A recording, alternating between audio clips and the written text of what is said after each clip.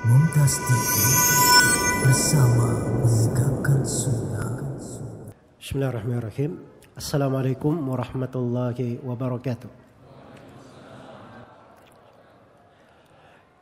Innal hamdalillah nahmaduhu wa nasta'inuhu wa nastaghfiruh wa na'udzu billahi min shururi anfusina wa sayyiati a'malina. May yahdihillahu fala mudilla lahu wa may yudlil fala hadiya lahu. Asyhadu an la ilaha illallah wahdahu la syarika lahu wa asyhadu anna Muhammadan abduhu wa rasuluh. Ya ayyuhalladzina amanu taqullaha haqqa tuqatih wa la tamutunna illa wa antum muslimun.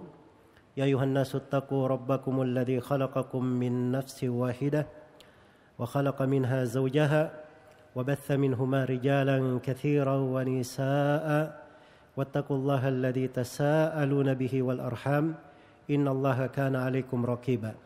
Ya ayyuhalladzina amanu taqullaha wa qulu qawlan sadida yuslih lakum a'malakum wa yaghfir lakum dhunubakum wa may yuti'illaha wa rasulahu faqad faza fawzan 'azima. Amma ba'd. Kaum muslimin dan muslimat, bapak-bapak dan ibu-ibu, saudara-saudari sekalian, hadirin dan hadirat rahimani wa rahimakumullah. Alhamdulillah, suatu kebahagiaan untuk saya di malam hari ini berada di tengah para jemaah sekalian dalam suasana yang indah dan baik ini untuk sebuah tema kajian dari perkara yang penting untuk kita pahami sebagaimana yang akan diterangkan nanti insyaallah ta'ala. Semoga Allah subhanahu wa ta'ala melipat gandakan pahala untuk semuanya, menganugerahkan untuk kita semua ilmu yang bermanfaat, beramal dengan amalan, berbuah dengan amalan yang salih, dan semoga Allah subhanahu wa ta'ala menjadikan kita semua sebagai orang-orang yang diteguhkan keimanannya, selalu ditambah kebaikan dan diberkahi di dalam rezeki dan kehidupan.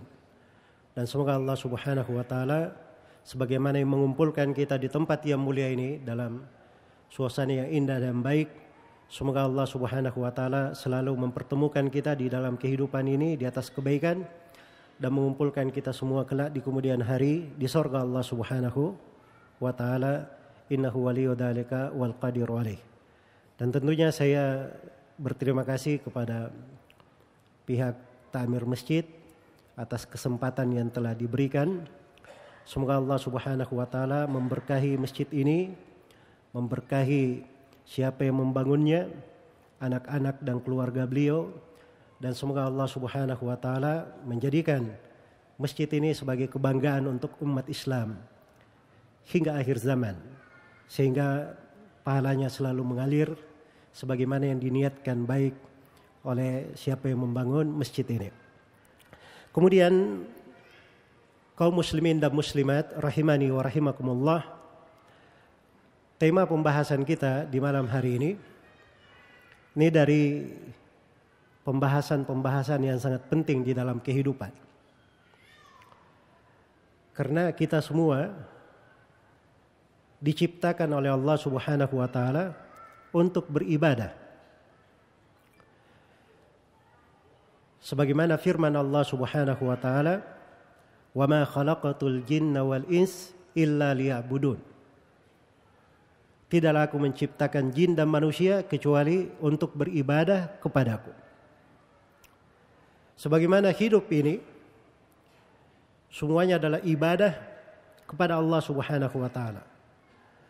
Karena itu diutus para nabi dan para rasul untuk hal ini.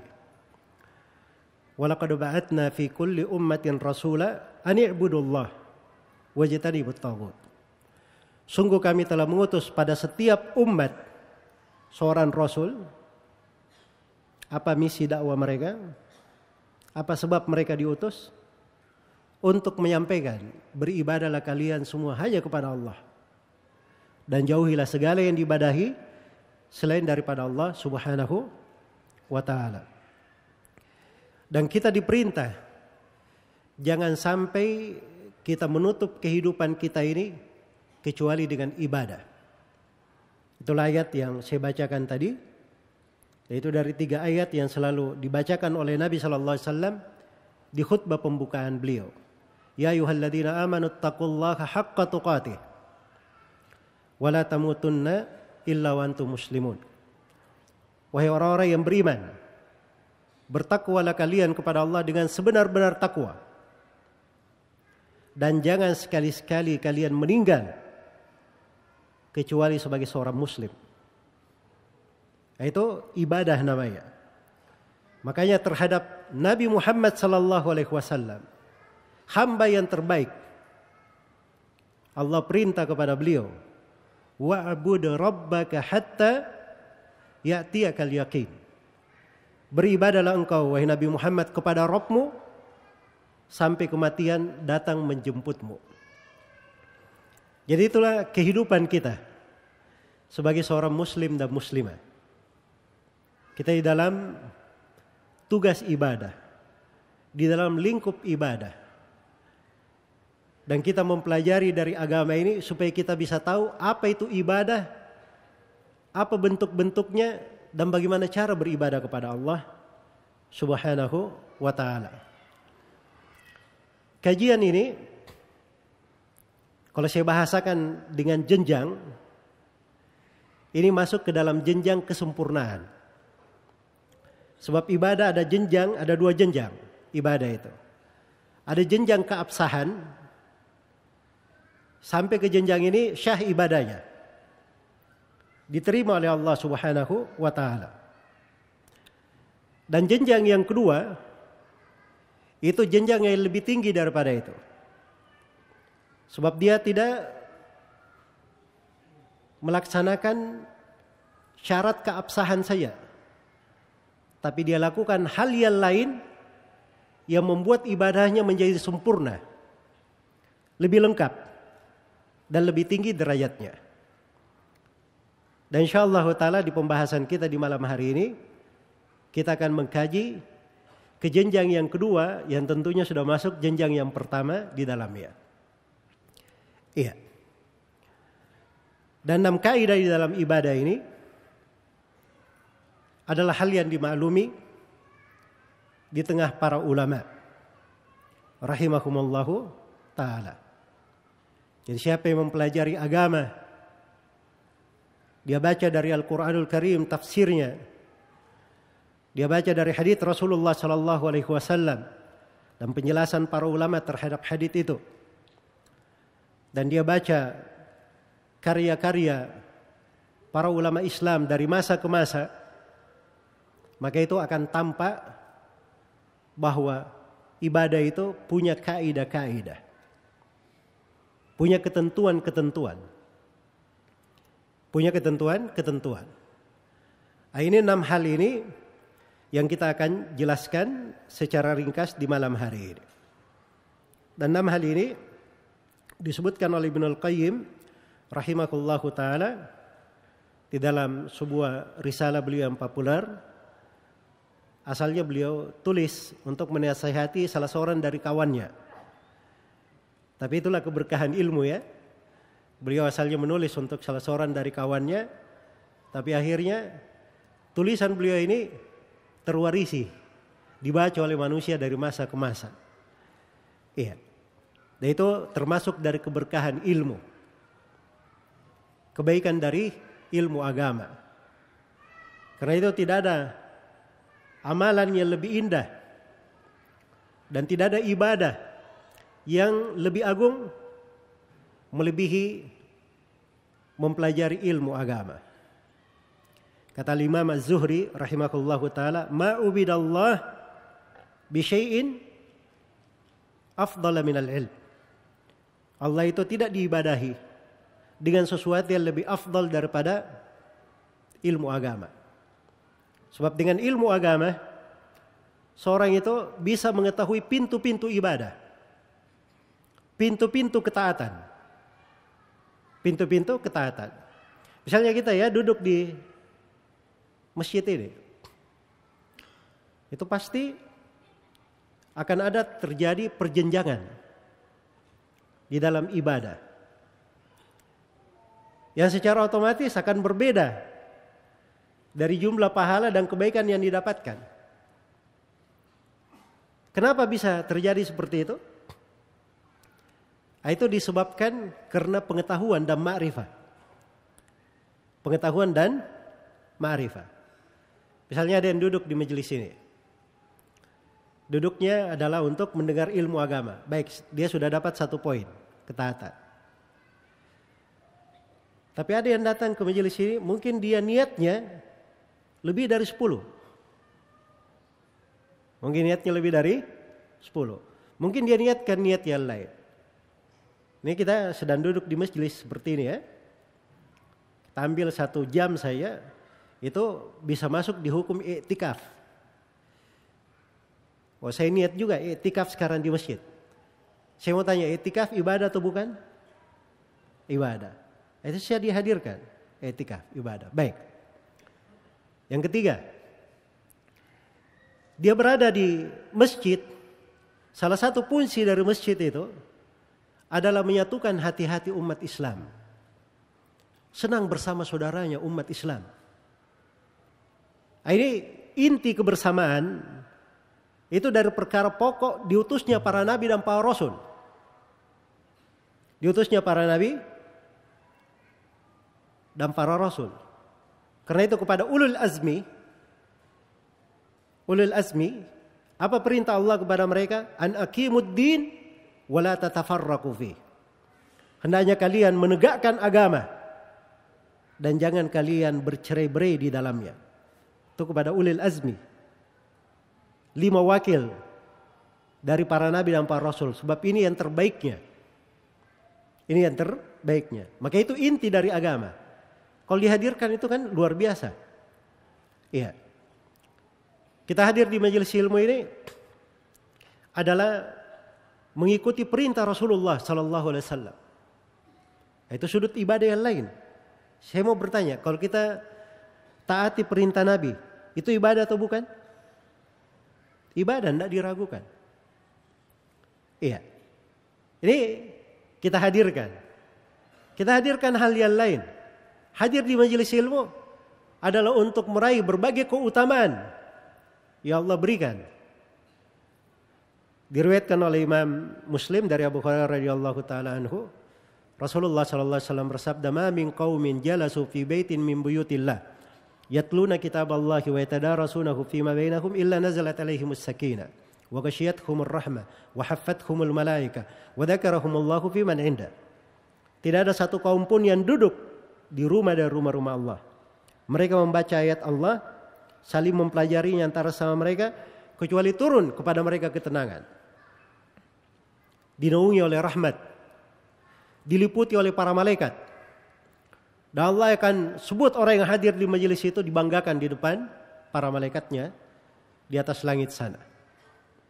Ini kan keutamaan besar. Ada seorang yang datang ke majelis ilmu. Dia sebenarnya datang itu bukan untuk mendengar majelis ilmu. Tapi dia datang karena ada temannya yang hadir di situ. Maka dia juga ikut hadir di situ. Ditanyakan kepada Nabi sallallahu alaihi wasallam tentang hal itu. Nabi sallallahu alaihi wasallam bersabda, dan ini haditsnya di riwayat Bukhari dan Muslim dari Abu Hurairah radhiyallahu taala anhu. Nabi sallallahu alaihi wasallam bersabda, "Ulaikal qaum la yashqa bihim jalisuhum." Mereka ini satu kaum yang teman duduknya tidak pernah merugi. Teman duduknya saya tidak merugi, apalagi mereka sendiri. Iya. Dia hadir di majelis ilmu dengan niat mengangkat kejahilan dari dirinya. Dia hadir dalam majelis ilmu dengan niat dia berbakti kepada orang tuanya. Sebab kalau dia menjadi anak yang salih, kesolihan untuknya itu pasti bermanfaat bagi siapa? Bagi orang tuanya. Iya. Selalu kita baca di surah Al-Kahfi itu, jangan dilupakan. Itu dari kaidah-kaidah surah Al-Kahfi. Iya. Itu 2 anak yatim itu, kenapa Allah perintah Nabi Khidir untuk membangun rumah tempat harta mereka tersembunyi? Luar biasa 2 anak yatim ini. Orang tuanya sudah meninggal, tapi Allah perintah nabinya untuk membangun rumah tempat harta mereka terpendam. Iya. Dipelihara, diperhatikan oleh Allah, diperintah khusus nabinya. Kira-kira apa keistimewaan dua anak yatim ini? Disebut dalam ayat cuma satu. Wa kana abuhuma salihan. Ayah mereka berdua adalah seorang yang salih. Karena kesalihan ayahnya menjadikan keturunannya dijaga dan dipelihara. Maka kesalihan seorang anak itu bermanfaat untuk dirinya, untuk keturunannya, untuk orang tuanya. Iya. Maka itu makna-makna dihadirkan. Karena itulah makna-makna ini kalau dihadirkan itu luar biasa. Termasuk yang kita akan terangkan di pertemuan ini. Kaidah dalam ibadah. Inilah yang menentukan perjenjangan. Baik, semuanya syah solatnya. Oke, tidak ada masalah. Solatnya syah. Tapi jenjangnya di mana? Karena itu kata salah seorang imam dari kalangan tabi'in, Abul Aliyah, kata beliau seorang masuk di dalam solat. Ini dua-duanya ya, sebagai makmum ini. Sama-sama di saf pertama. Tapi yang satu solatnya di bumi, yang satu lagi solatnya di langit. Yang satu lagi solatnya di mana? Di langit. Baik, apa yang membedakan? Sama-sama di belakang imam. Imam takbiratul ihram, dia ikut takbiratul ihram. Sampai salam, semuanya sama gerakannya. Apa yang membedakannya? Inilah ketentuan-ketentuan ibadah yang berbeda. Amalan-amalan hati yang tidak terlihat. Itu akan membuat perjenjangan yang sangat jauh, mungkin jauhnya antara langit dan bumi. Antara dua orang yang melakukan ibadah. Inilah 6 kaidah yang akan kita terangkan di pertemuan malam hari ini. Asalnya Ibnul Qayyim menjelaskan 6 kaidah ini di pembahasan solat. Asalnya beliau jelaskan di pembahasan solat. Tapi 6 kaidah ini bukan di pembahasan solat saja. Dia berlaku di seluruh ibadah. Berlaku di seluruh ibadah. Iya. Jadi pembahasan solat itu ada namanya solat sebagai qurratul ain. Kesejukan pandangan mata, kenikmatan jiwa. Iya. Mustarahul qalb, peristirahatan hati di dalam solat. Karena itu Nabi SAW kalau mau solat, itu beliau berkata kepada Bilal, ya Bilal, arihna bis salah. Maksudnya Bilal, ini sudah waktunya adzan. Buat kita beristirahat dengan solat. Ya solat itu tempat istirahat beliau. Kesenangan hatinya, kesejukan hatinya. Iya. Beda dengan kita ya, solat, subhanallah, ini saya belum solat nih, beban dari dirinya. Iya. Nanti setelah solat saya istirahat. Kalau beliau tidak, istirahatnya dengan apa? Dengan solat. Baik. Untuk sampai ke jenjang ini dikumpulkan oleh 6 kaidah. Nah, 6 kaidah ini adalah pilar pijakan di dalam ibadah.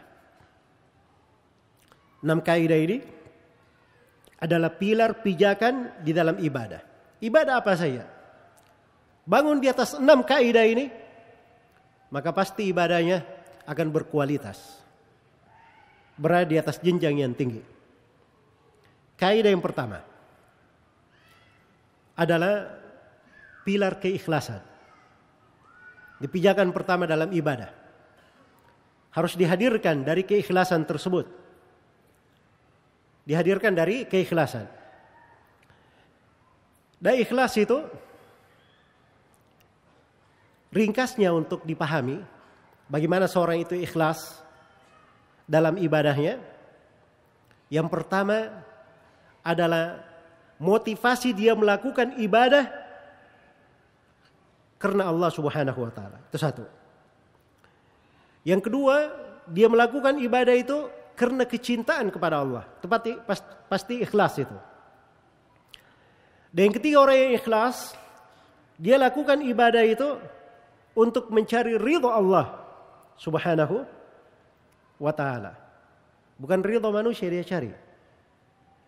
Iya. Dia ibadah untuk mencari ridha Allah. Kemudian yang keempat, dari ikhlas itu Dia melakukan ibadah tersebut untuk mendekatkan dirinya kepada Allah. Mendekatkan dirinya kepada Allah.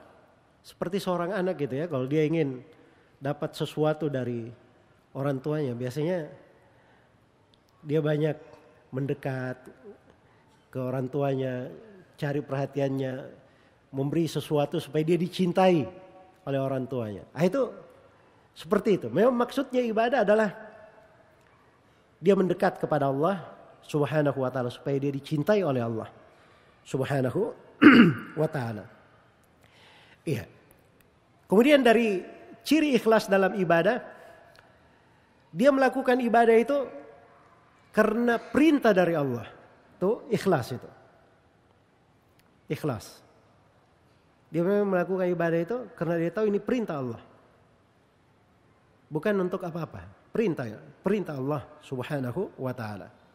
Kemudian yang terakhir dari ikhlas dari ikhlas, tidak ada di dalam ibadahnya tersebut pendorongnya, motivasi yang membuat dia beribadah. Tidak ada di dalamnya sesuatu dari kehidupan dunia yang dia cari. Dia tidak mengharapkan dunia padanya. Ini yang disebut dengan ikhlas kepada Allah Subhanahu wa taala. Dan ikhlas ini kaum muslimin dan muslimat rahimani wa rahimakumullah, perkara yang sangat besar. Karena Allah Subhanahu wa taala berkata, "Ala lillahi dinul khalis." Ketahuilah bahwa milik Allah agama yang ikhlas. Agama yang ikhlas. Itu hanya milik Allah Subhanahu wa taala. Dan itu adalah agama di dalam syariat ini. Wa ma umiru illa liya'budullaha mukhlishina lahud-din hunafa wa yuqimus salata wa yu'tuz zakah wa dzalika dinul qayyim. Ini agama yang lurus. Pokoknya adalah keikhlasan. Tidaklah mereka diperintah kecuali untuk beribadah kepada Allah Subhanahu wa taala dengan mengikhlaskan agama hanya untuknya. Hunafa, dia selalu mengarah kepada Allah, berlari kepada Allah dan berpaling dari selain Allah. Ini keikhlasan namanya. Keikhlasan. Dengan ikhlas inilah ibadah itu diterima. Ibadah itu diterima.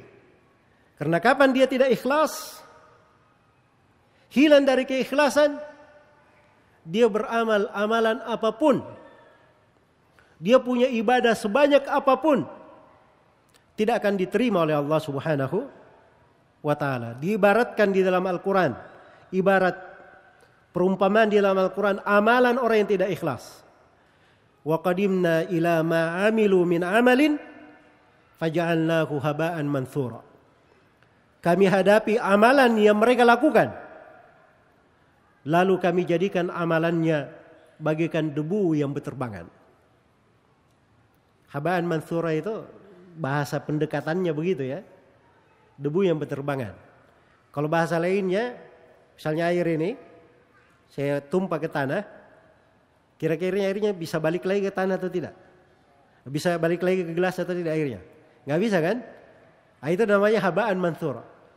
Sudah hilang, tidak bisa kembali lagi. Hilang tidak bisa kembali lagi. Ini karena hilangnya ikhlas. Dan ikhlas ini penyelamat untuk seorang hamba. Ya. Karena itu tahu ya kisahnya 3 orang yang terkurung dalam gua itu. Ya.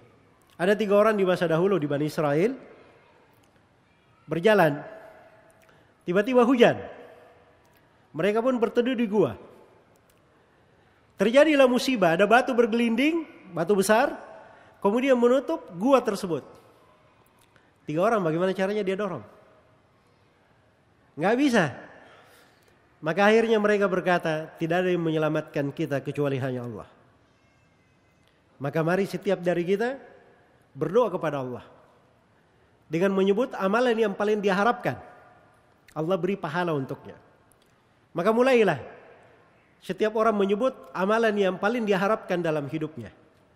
Dan setiap orang setelah menyebut amalan yang paling diharapkan pahalanya, dia berkata, ya Allah, kalau memang saya melakukan amalan itu ikhlas karena Engkau, maka bukakanlah dari pintu gua ini. Mulai orang yang pertama bergeser pintu gua sedikit, tapi belum bisa keluar. Orang yang kedua berdoa lagi, bergeser lagi pintu gua, belum bisa keluar lagi. Sampai orang yang ketiga dia berdoa juga, disebut amalannya, dia berkata, kalau memang saya ikhlas, bukakan pintu gua ini. Terbuka dari pintu gua tersebut atau dari batu itu, kemudian mereka bisa keluar, berjalan seperti biasa. Itu luar biasa dari pengaruh keikhlasan kepada Allah Subhanahu wa taala. Karena itu orang yang ikhlas kepada Allah itu tidak perlu ada kekhawatiran di dalam hidupnya. Tidak perlu dia mengkhawatirkan suatu apapun. Iya. Ini penting ya. Makna ini di dalam ibadah sangat penting. Sebab dia syarat diterimanya ibadah. Dan makna ini sangat berpengaruh di dalam kehidupan kita. Individu, rumah tangga, di dalam kehidupan bermasyarakat, dalam kehidupan bernegara, keikhlasan itu hal yang sangat besar. Hal yang sangat besar. Karena itu kata Rasulullah sallallahu alaihi wasallam. Dan ini haditsnya datang dalam berbagai riwayat. Datang dalam berbagai riwayat. Sampai salah seorang guru kami di Medina, Syekh Abdul Muhsin Al-Abbad, hafizahullahu taala, beliau kumpulkan 99 jalur riwayat untuk hadits ini. Iya. Apa namanya 99 faedah ya dari berbagai jalur riwayat di hadits ini. Rasulullah sallallahu alaihi wasallam bersabda, "Thalathun la yagillu alaihinna qalbu mri'in muslim." Ada 3 yang hati seorang muslim kalau 3 ini ada pada dirinya itu tidak membahayakan hatinya. Tidak akan membuat ada kedengkian, hasad di dalam hatinya. Kalau 3 hal ini ada. Apa 3 hal ini? Yang pertama, ikhlasul amali lillah. Itu yang pertama. Mengikhlaskan amalan karena Allah. Mengikhlaskan amalan karena Allah. Kemudian yang kedua adalah taatu ulatil umur. Taat kepada para pemerintah. Kemudian yang ketiga adalah luzumul jamaah. Komitmen di dalam kebersamaan umat Islam. Ini 3 hal. Kalau 3 hal ini ada, itu adalah pokok kebaikan hati yang menyatukan. Yang paling pertama adalah keikhlasan kepada Allah Subhanahu wa taala. Karena itu seorang di dalam ibadah apapun ini selalu dihadirkan ikhlasnya hanya kepada Allah Subhanahu wa taala. Ikhlas itu ada bahasa lainnya. Sebab kadang kalau kita mendefinisikan sesuatu, kadang diartikan dari makna kata itu dan kadang diartikan dari lawan kata itu. Tadi sudah diterangkan apa itu ikhlas. Bagaimana caranya ikhlas? Ada lawan dari ikhlas. Lawan dari ikhlas. Lawan dari ikhlas itu pokoknya 2. Yang pertama adalah kesyirikan. Dan yang kedua adalah riya. Yang kedua adalah apa? Riya. Karena itu dalam Al-Quran dikatakan, "Faman kana yarju liqa'a rabbih falyamal amalan salihan wa la yusyrik bi ibadati rabbih ahada." Barang siapa yang berharap berjumpa dengan Rabb-nya. Apa artinya barang siapa yang berharap berjumpa dengan Rabb-nya? Itu ada 2 penafsiran di tengah para ulama. Penafsiran yang pertama, berjumpa itu bermakna melihat Allah. Melihat Allah ini kenikmatan yang tertinggi di sorga. Kalau ingin sampai di situ, dapat nikmat ini, penuhi 2 syaratnya. Penuhi 2 syaratnya. Itu penafsiran yang pertama. Penafsiran yang kedua, berjumpa dengan Allah bermakna al-mulaqah. Yaitu dia menghadap kepada Allah, lalu dia dihisap oleh Allah, Allah ridha kepadanya. Nah, kalau dia ingin seperti itu, penuhi 2 syarat ini. Apa 2 syaratnya? Falyamal amalan salihan. Hendaknya dia beramal dengan amalan yang salih.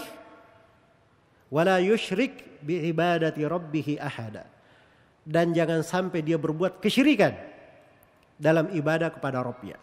Baik, ini hal yang pertama. Hal yang kedua, kaidah yang kedua. Dari kaidah ibadah, Kata Ibnul Qayyim rahimahullah, masyhadus sidq wan nush. Masyhadu as-sidq wan nush. Pilar pijakan seorang itu berlaku tulus dan totalitas untuk Allah Subhanahu wa taala. Ini dua kalimat sebenarnya perlu saya terangkan ya. Dan kalau saya terangkan lebih terperinci, kita perlu dua ceramah seperti ini. Satu ceramah judulnya tentang ketulusan as-sidq, dan satu ceramah judulnya tentang an-nusuh, nasihat kalau bahasa Indonesia. Dengan skala umum ya dalam bahasa Arab. Sidq itu apa? Sidq itu kalau di lisan diartikan jujur. Kalau di hati diartikan ketulusan. Kalau di anggota tubuh diartikan kesungguhan. Itu sidq. An-nusuh itu bahasanya kalau bahasa Indonesia orang bilang nasihat. Tapi kata nasihat dalam bahasa Indonesia ini sempit. Kamu kurang, saya nasihati. Kamu salah, saya nasihati. Kan begitu ya kalau bahasa Indonesia. Tapi kalau nasihat tidak seperti itu dalam bahasa Arab. Nasihat itu dia berlaku tulus, dia berikan hal yang terbaik untuk apa yang dia melakukan nasihat untuknya. Makanya Nabi berkata, ad-dinun nasiha. Agama itu adalah nasihat. Artinya ketulusan, totalitas, keseluruhan. Untuk siapa? Untuk Allah, untuk Rasulnya. Lillahi, wali kitabihi, wali rasulihi, wali immatil muslimin wa ammatihim. 5. Nasihat bagi Allah, nasihat bagi Al-Quran, nasihat bagi Rasul, nasihat bagi para pemimpin kaum muslimin, dan nasihat untuk keumuman kaum muslimin. Ingat ya, jangan diterjemahkan nasihat dalam bahasa Indonesia. Sebab kata nasihat di sini yang diinginkan adalah makna ketulusan. Jadi kalau dia nasihat untuk Allah, artinya dia tulus untuk Allah.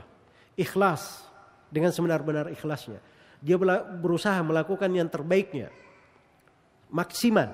Nasihat untuk kitab Allah, dia membela Al-Quran, membacanya, tadabbur terhadapnya, senang orang-orang mempelajarinya, senang Al-Quran diagungkan.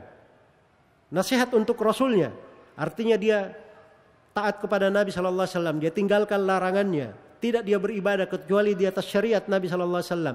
Dia cintai Nabi lebih besar daripada cintanya kepada dirinya sendiri dan keluarga dan orang yang dia cintai. Itu ketulusan namanya. Nasihat untuk para pemerintah adalah menasihati mereka, mendoakan mereka kebaikan supaya diberi taufik. Dan kalau ada kesalahannya jangan dibeberkan di depan umum. Itu sebab perpecahan. Sebab perpecahan. Kalau ada kesalahannya, itu pun saya kasih tanda petik ya, kesalahan. Sebab salah itu tergantung orang yang menilai. Mungkin dia benar menilainya, mungkin dia apa? Keliru menilainya. Jadi kalau ada yang dianggap kesalahan, tidak boleh dia biarkan depan umum. Tapi dia nasihati secara langsung. Itu bentuk nasihat namanya, ketulusan. Ketulusan. Kemudian nasihat untuk keumuman kaum muslimin. Dia cinta saudara-saudaranya itu dapat kebaikan. Sebagaimana dia tahu ibadah, dia mengerti cara beragama yang benar, dia cinta orang lain juga dapat seperti itu. Iya. Ini an-nusuh namanya. Dalam ibadah ini, seorang itu menghadirkan as-sidq wan nusuh dalam ibadahnya. Maksimal dia, tulus sekali. Ya. Dia berusaha untuk sesempurna mungkin di dalam amalannya. Makanya orang yang masuk di dalam beribadah, sholat misalnya, itu di dalam Al-Quran dibedakan antara sholatnya orang yang beriman dan sholatnya kaum munafikin. Sholatnya kaum munafikin. Ini ada satu poin penting ya, disebutkan oleh Ibnu Abbas radhiyallahu anhuma di makna ini. Kaum munafikin itu disebutkan dalam Al-Quran. Bagaimana kalau dia sholat? Wala ya'tuna as-salata illa wahum kusala yura'una an-nasa wa la yadhkuruna Allaha illa qalila. Mereka ini tidak datang ke salat itu kecuali malas-malasan. Ria, ingin dilihat oleh manusia. Tidak berzikir kepada Allah kecuali sedikit. Iya. Itu kaum munafikin. Karena itu seorang mukmin kalau dia mendatangi salat, jangan dia seperti orang yang malas-malasan. Dia sedang datang ingin berjumpa dengan Rabb-nya. Memohon kepadanya. Ini jemaah ini kalau misalnya diundang oleh presiden kira-kira gimana? Datang undangan khusus kepada Bapak Fulan bin Fulan diundang ke istana negara. Ya. Ini undangannya bukan sekali setahun, 5 kali sehari, Masya Allah. Di undangan itu penuh dengan hadiah, penuh dengan kebaikan untuknya. Kira-kira bagaimana kita kalau diundang seperti itu? Kita akan bersiap-siap, kan begitu? Nah, itu makna itu, coba hadirkan makna itu di dalam sholat. Itu bentuk sidik, ketulusan. Dan itu ibadah seperti itu. Ketika dia sudah berhadapan dengan ibadah kepada Allah, itu akan berubah cara dia berpandangan. Makanya kata Ibnu Abbas, seorang mukmin itu kalau dia datang untuk sholat, dia datang dengan semangat. Dia sangat memohon kepada Rabb-Nya, meminta kepadanya, supaya dia jangan seperti kaum munafikin, malas-malasan. Kayak orang acuh tidak acuh. Ya, ini saya sholat aja dulu, yang penting kalau sudah beres ini saya pergi tidur. Seakan-akan ini beban di dalam hidupnya. Nah, ini makna dia hadirkan. Dan itu akan membuat ibadahnya lebih berkualitas. Akan tinggi sekali dari kualitas ibadah tersebut. Baik, ini kaidah yang keberapa tadi? Kaidah yang kedua. Kaidah yang ketiga. Pilar pijakan di dalam ibadah itu ada namanya masyhadu al-mutaba'ah wal iktida. Seorang menghadirkan al-mutaba'ah, selalu mencontoh Nabi SAW dan mengikuti beliau. Itu luar biasa.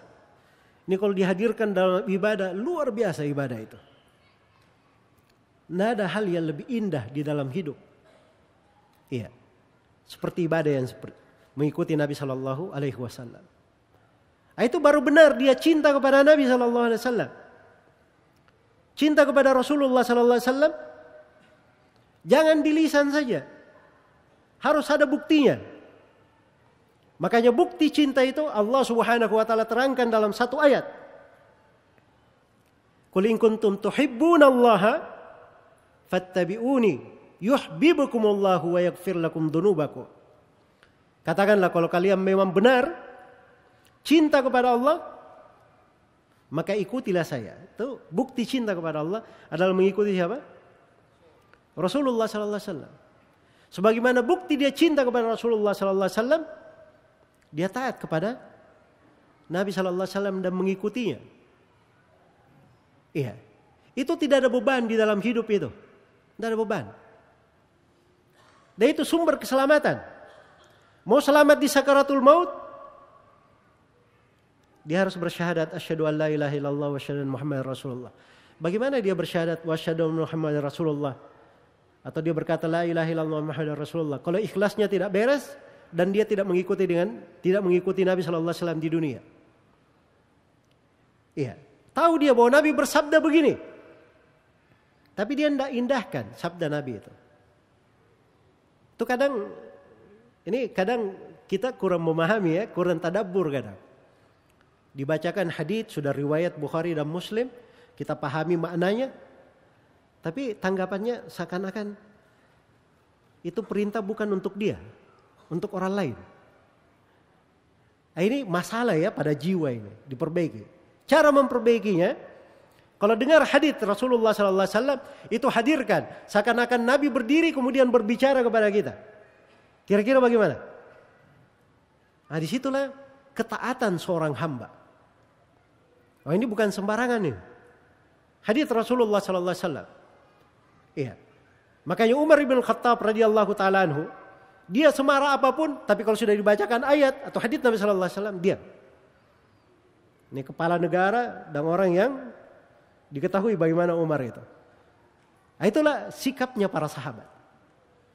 Dan menjadi masalah yang lebih besar lagi, kalau kita ada masalah dengan Rasulullah sallallahu alaihi wasallam di dunia ini tidak mengikuti jalannya, maka di akhirat itu lebih dahsyat permasalahan kita. Karena itu dibahasakan di dalam Al-Quran orang-orang yang menyesal di hari kiamat. Wa yawma ya'addu adh-dhalimu ala yadayhi yaqulu ya laitani ittakhadtu ma'ar rasuli sabila. Ya wailata laitani lam attakhidh fulanan khalila. Laqad adallani 'ani dzikri ba'da idh ja'ani wa kana asyaitanu lil insani khadula. Dan hari ketika orang yang zalim menggigit kedua tangannya. Tahu menggigit kedua tangan? Ini dua tangannya ini masuk ke mulutnya. Dia gigit. Kalau kita di dunia ini ada yang kena musibah ya, ada biasa lihat ke anak kecil aja ya. Anak kecil mau nangis terus. Kenapa? Nggak dikasih duit sama orang tuanya. Menangis dia guling-guling sampai ini. Kadang dia gigit jarinya. Saking apa? Pedihnya itu. Nah, ini orang-orang yang menyesal seperti itu dia digigit jarinya. Di akhirat saking dahsyatnya penyesalan, bukan jari yang digigit, dua tangannya masuk ke mulutnya. Dahsyatnya penyesalan. Dia berkata, ya laitani ittakhadtu ma'ar rasuli sabila. Wahai andai kata saya ketika di dunia, saya ambil jalan mengikuti Rasulullah sallallahu alaihi wasallam. Betapa celakanya saya. Kenapa saya menjadikan si fulan sebagai orang yang saya ikuti? Ada petunjuk Nabi, dia lebih senang dengar orang lain selain Nabi sallallahu alaihi wasallam. Ini penyesalan pada hari kiamat. Seperti itu penyesalan. Karena itu di dalam ibadah selalu dihadirkan. Ini luar biasa ya, seorang beribadah kepada Allah. Dia bahagia. Saya ini pengikut Nabi. Ibaratnya dia lihat Nabi SAW berjalan. Kemudian Nabi meninggalkan jejak-jejak langkah. Dia mengikuti tapak-tapak Nabi itu. Kira-kira bagaimana hati itu? Nikmat atau tidak? Oleh itu kenikmatan yang sangat besar. Iya. Kalau dia memang cinta kepada Rasulullah SAW, dia akan lakukan hal yang lebih teliti daripada itu. Karena besarnya kecintaannya kepada siapa? Rasulullah Sallallahu Alaihi Wasallam. Betul guru itu punya hak. Kita hormati guru kita. Tapi kalau dia menyelisihi Nabi Sallallahu Alaihi Wasallam, ibaratnya itu para ulama seperti bintang-bintang, ya kan? Tapi kalau sudah di depan Ka'bah, kita masih perlu bintang untuk menentukan arah kiblat. Saya tanya, bintang kan dipakai untuk kita lihat arah kiblat kan? Itulah ulama di tengah umat, guru-guru kita. Iya. Tapi kalau sudah di depan Ka'bah, kita masih perlu lihat ke bintang. Nggak bisa. Itulah kalau kita sudah dihadapkan langsung dengan ayat hadits Rasulullah SAW, tidak ada yang boleh menyelisihinya. Siapapun dia. Itulah cara seorang beragama, indah sekali beragama itu. Iya. Indah sekali. Dan itulah di dalam beribadah seorang ketika dia menghadirkan, dia mengikuti jejak-jejak Rasulullah SAW, maka banyak kebaikan yang akan dia dapatkan. Baik. Kemudian yang ke berapa sekarang? Kaidah yang keempat. Ini masalahnya waktu ya, jadi saya mohon maaf ya kalau saya meringkas di banyak sudut. Ya. Baik, sekarang yang keempat. Ada namanya pilar pijakan, disebut dengan nama Masyhadul Ihsan. Ini jenjang tertinggi di dalam agama. Karena Nabi SAW ketika ditanya oleh Jibril tentang Islam, beliau terangkan apa itu Islam. Ditanya apa itu iman, beliau terangkan apa itu iman. Islam di atasnya ada jenjang iman. Di atasnya lagi ada jenjang apa? Ihsan namanya. Ketika Nabi SAW ditanya tentang ihsan, kata Nabi SAW, "Anta budallaha ka'annaka tarahu, fa in lam takun tarahu fa innahu yaraka." Ihsan itu adalah engkau beribadah kepada Allah seakan-akan engkau melihat Allah. Kalau engkau tidak mampu seakan-akan melihat Allah, ketahuilah bahwa Allah melihat kamu. Iya. Ini ihsan namanya. Ihsan. Baik, untuk lebih memudahkan untuk supaya kita paham apa ini ihsan. Ihsan itu ada 2 derajat. Derajat yang paling tingginya adalah seorang itu beribadah seakan-akan dia melihat Allah. Ingat ya bahasanya, seakan-akan melihat Allah. Bukan melihat benaran. Sebab tidak ada orang di dunia yang bisa melihat Allah dengan mata kepalanya dalam keadaan terjaga. Iya. Dalam keadaan terjaga. Karena itu Rasulullah SAW bersabda, "Ta'allamu annakum lan taraw rabbakum hatta tamutu." Ketahuilah bahwa kalian tidak akan mampu melihat Allah di dunia sampai kalian mati. Itu hadits Jabir di riwayat Muslim. Karena itu sepakat para ulama bahwa siapa yang mengaku melihat Allah dengan mata kepalanya di dunia, itu adalah orang yang keluar dari Islam. Keluar dari apa?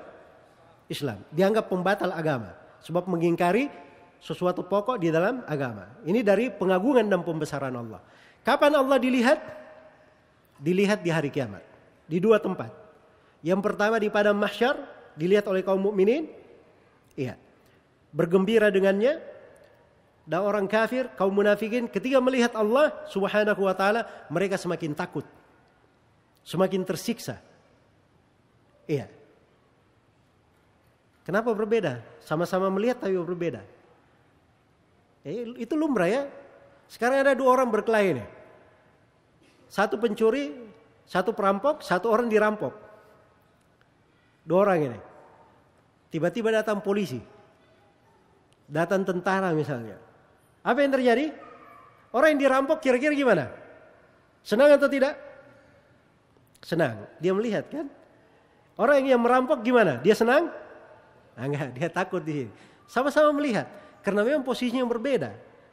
Orang yang sudah banyak dosanya, melakukan kekufuran, dia di dunia melakukan kemunafikan, dia sembunyikan kekafiran di hatinya, dia tampakkan keislaman. Dia tahu bahwa Allah Maha tahu apa yang dia lakukan. Sudah semakin takut dia. Maka Allah dilihat di hari kiamat, di padang mahsyar, dan yang paling tingginya untuk seorang mukmin melihat Allah di sorga. Itu kenikmatan yang paling tinggi di dalam sorga. Padahal sorga itu subhanallah, fiha ma la ainun ra'at wala udhunun sami'at wala khatara fi qalbi bashar. Di sorga itu ada sesuatu yang tidak pernah dilihat oleh mata, tidak pernah didengar oleh telinga, tidak pernah terlintas di benak orang. Ada kenikmatan seperti itu di sorga. Bersama dengan itu semua, melihat kepada wajah Allah, itu kenikmatan yang lebih hebat daripada itu semuanya. Makanya ketika penduduk sorga sudah masuk ke sorga, sudah mendapat kenikmatan, Allah berfirman kepada mereka, inginkah kalian aku tambah? Kata penduduk sorga, ya Rabb kami, apa lagi yang kami perlukan setelah ini? Engkau telah memuliakan kami, memutihkan wajah-wajah kami, membebaskan kami dari api neraka. Maka Allah menyingkap tirainya, mereka pun melihat keelokan wajah Allah, dan itulah kenikmatan yang terbesar di sorga. Semoga Allah Subhanahu wa taala menganugerahkan kepada kita semua melihat wajah Allah di hari kiamat dan menjadi penduduk sorga yang berbahagia dengan melihat wajah Allah Subhanahu wa taala di sorga. Innahu waliyyu dzalika wal qadiru alaih. Jadi itu namanya masyhad. Jadi melihat Allah itu kalau di dunia itu enggak bisa seorang mengatakan oh dia lihat Allah. Tapi derajat ihsan itu dia beribadah kepada Allah seakan-akan melihatnya. Kenapa seakan-akan melihatnya? Nah, inilah jenjang perjenjangan manusia di situ. Makanya para nabi dan para rasul itu tingkat ilmunya, keimanannya, keikhlasannya itu jenjang yang sangat tinggi sekali. Iya. Dan siapa yang mengikuti para nabi dan para rasul, mereka akan bisa seperti itu. Tapi ini derajat tinggi ya, bukan didapatkan dengan angan-angan. Ini perlu belajar. Perlu menuntut ilmu. Dia perlu menguasai nama-nama dan sifat-sifat Allah. Asmaul Husna. Jangan baca Asmaul Husna cuma baca nama saja, tidak paham apa maknanya. Tidak paham apa maknanya. Dia baca Allah Al-Hakim. Al-Hikmah. Apa itu hikmah? Dia tidak tahu bahwa hikmah terbagi dua. Hakim itu ada dua kata di situ. Ada hikmah dan kata hukum. Ada dua kata. Ya. Al-Izzah. Dia tidak tahu bahwa pada Izzah itu ada Izzatul Imtina, ada Izzatul Qahar, ada Izzatul Qadar. Dia tidak tahu pada nama Allah Al-Ali yang maha tinggi, ada ketinggian zat, ada ketinggian keagungan, ada ketinggian kebesaran. Itu perlu dipelajari. Supaya seorang itu betul-betul dia tahu siapa Allah yang dia ibadahi. Ketika dia kenal hal itu, di atas tingkatan itu, dia bisa sampai ke derajat ini. Dia beribadah seakan-akan melihat Allah. Jelas ya? Seakan-akan melihat Allah. Kalau dia tidak bisa sampai ke jenjang itu, ada jenjang di bawahnya. Ada jenjang di bawahnya. Apa jenjang di bawahnya? Fa illam takun tarahu fa innahu yaraka. Kalau kamu tidak bisa sampai ke situ, ketahuilah bahwa Allah melihat kamu. Ini jenjang tinggi juga. Karena itu dia selalu malu dalam hidupnya. Ya, sudah dekat waktu sholat dia masih malas-malasan. Dia selalu mengingat bagaimana kalau Allah melihat dia di kondisi yang seperti ini. Dia malu untuk hal itu. Iya. Dia sudah diberi oleh Allah berbagai nikmat, berbagai kebaikan. Diberi oleh Allah kelapangan. Tapi bersamaan dengan itu sedikit amalannya. Itu malunya di mana gitu. Ini jenjang tinggi kalau seorang sampai ke situ. Itu derajat ihsan namanya. Maka ihsan ini apabila dihadirkan di dalam ibadah itu luar biasa. Jenjang tinggi di dalam ibadah seorang hamba. Al-ihsan. Kemudian yang kelima. Yang kelima dari kaidah ada yang disebut dengan nama Mashhadul Minnah. Pilar pijakan terkait dengan banyaknya nikmat dan karunia Allah. Ya sekarang kalau seorang mau ibadah, dia ingin khusyuk di dalam ibadahnya, meraih kualitas yang tertinggi di dalam ibadah, dia harus hadirkan mana ini. Dia bisa ibadah, itu nikmat Allah untuk dia. Kita sholat saja bisa berdiri. Betapa besar nikmat itu bisa berdiri. Ada orang yang tidak bisa berdiri sholat, dia duduk.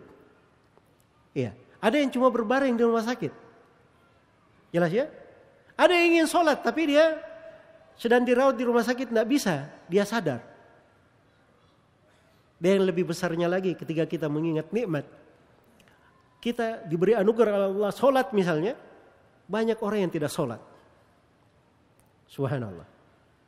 Itu kita hadirkan minnah, nikmat Allah subhanahu wa ta'ala. Kita bisa membaca Al-Quran. Pada setiap huruf yang kita baca dari Al-Quran 10 pahala. Ya. Kalau dia baca di dalam sholat, dibaca di dalam sholat, setiap ayat itu seperti seekor unta yang apa? Yang sangat gemuk dan besar. Yang sangat gemuk dan besar. Itu banyak kebaikan sebenarnya. Ini kalau kita hitung-hitungan bisnis kayaknya cocok kita memahami ya. Ya kadang kalau apa namanya kita sholat ya. Sholat. Baik. Sholat 2 rakaat. Paling sedikit kita baca surah Al-Fatihah dan surah apa? Surah pendek. Saya ingin tanya, surah pendek itu berapa ayat paling sedikit? 3 ayat. 3 ayat di riwayat yang mengatakan bahwa basmalah bukan dari surah. Kalau basmalah dari surah paling sedikit 4 ayat. Baik. Sekarang 3 ayat, anggap 3 ayat. Al-Fatihah 7 ayat. Berarti kalau kita sholat 2 rakaat saja, berapa ayat kita baca? 20 ayat. Di dalam hadits Abu Hurairah di riwayat Muslim, Nabi pernah berkata kepada para sahabatnya, inginkah kalian pulang ke rumah kalian? Dan untuk kalian ada 3 onta gemuk yang sangat besar. Iya. Pada setiap ayat yang kalian baca. Coba bayangkan aja ya, 3 onta apa? Gemuk. 1 onta tahu harganya berapa? 1 onta. Itu kalau dia gemuk masuk ke itu mungkin sampai 60 juta mungkin harganya. Kita tidak usah banyak-banyak ya, anggaplah saja harganya 20 juta ya. Dapat kita baca 20 ayat. 20 kali, berarti 20 onta. Kali 20 juta berapa dapatnya? 400 juta, 2 rakaat 400 juta. Ini hitungan bisnis ya. Ya. Supaya kita tahu bahwa ini besar sekali karunia dan nikmat Allah di dalam sholat tersebut. Nikmat Allah itu luar biasa untuk seorang hamba. Seorang kepala rumah tangga, dia masuk ke rumahnya, dia senyum saja kepada keluarganya, itu sudah pahala untuk dia. Pahala untuk dia.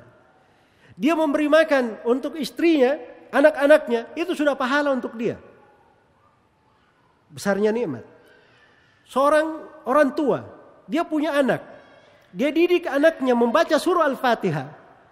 Si anak hidup puluhan tahun membaca surah Al-Fatihah, dia menjadi sebab anak ini baca surah Al-Fatihah, mengalir juga pahalanya untuk dia. Itu kan nikmat. Ini nikmat atau bukan ini jemaah sekalian? Ini nikmat sangat besar. Jadi ketika masuk ke dalam ibadah, kita hadirkan bahwa ini minnah, nikmat dan karunia Allah. Harus kita bersyukur. Ini akan membuat kita lebih khusyuk di dalam ibadah itu. Yakin. Itulah yang membuat ibadah itu sangat berpengaruh. Iya.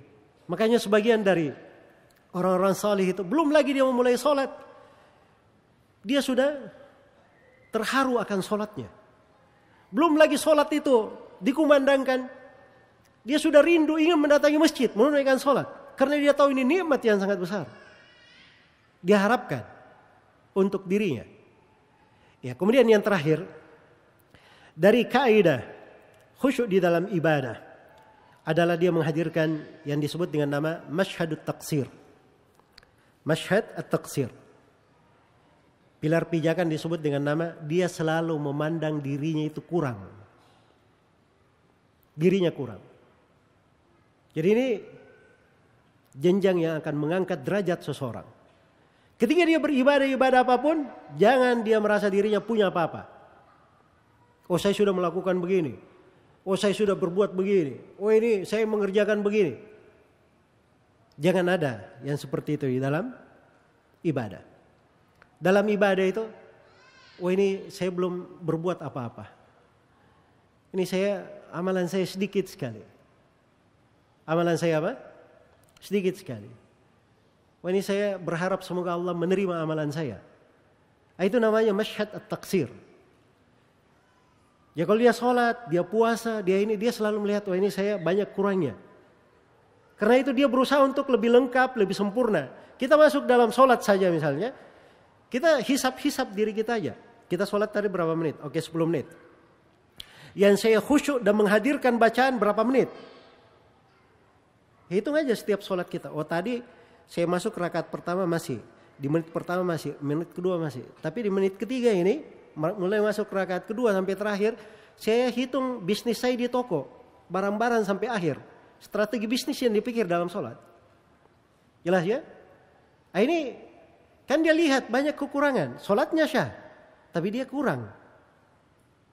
Dengan tidak menghadirkan makna-makna dari ibadah tersebut. Nah, ini perlu dihisap diri itu. Perlu dihisap diri tersebut. Iya. Jadi ini kalau kaidah ini kita hadirkan, kita selalu merasa diri kita kurang. Banyak hal yang kayaknya kita ini masih perlu membenahi diri. Iya, masih perlu membenahi diri. Itulah posisi-posisi para sahabat radhiyallahu taala anhu. Lihat tuh, Abu Bakar As-Siddiq, Umar bin Khattab, Utsman bin Affan, Ali bin Abi Thalib radhiyallahu anhum ajmain. Iya, 10 orang sahabat yang dijamin dengan surga. Itu orang-orang yang punya jasa besar di dalam agama. Tapi bersamaan dengan itu, mereka bukan orang-orang yang menganggap dirinya punya apa-apa. Iya.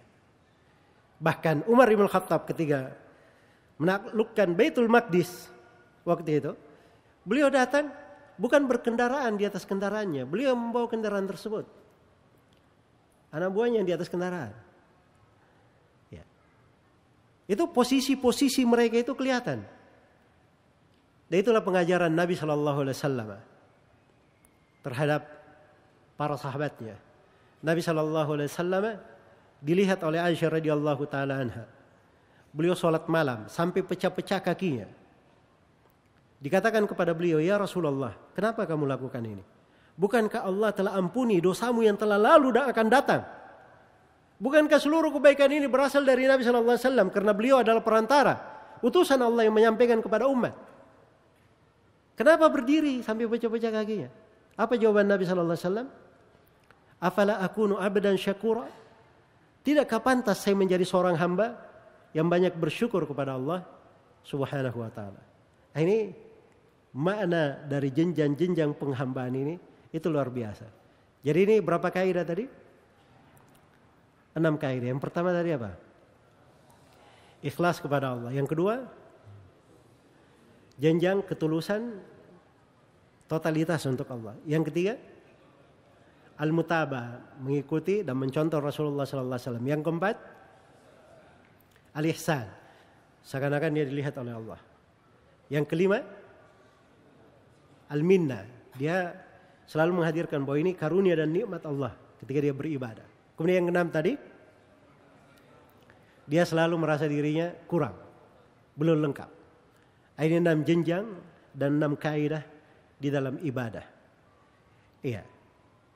seluruh pembahasan dari jenjang-jenjang, dari kaidah-kaidah ibadah yang membuat ibadah itu berkualitas, pokoknya kembali kepada 6 hal ini. Kembali kepada 6 hal ini. Semoga bermanfaat untuk semuanya. Ya wallahu ta'ala alam. Dan saya mohon maaf atas segala macam kekurangan. Saya kembalikan kepada Bapak.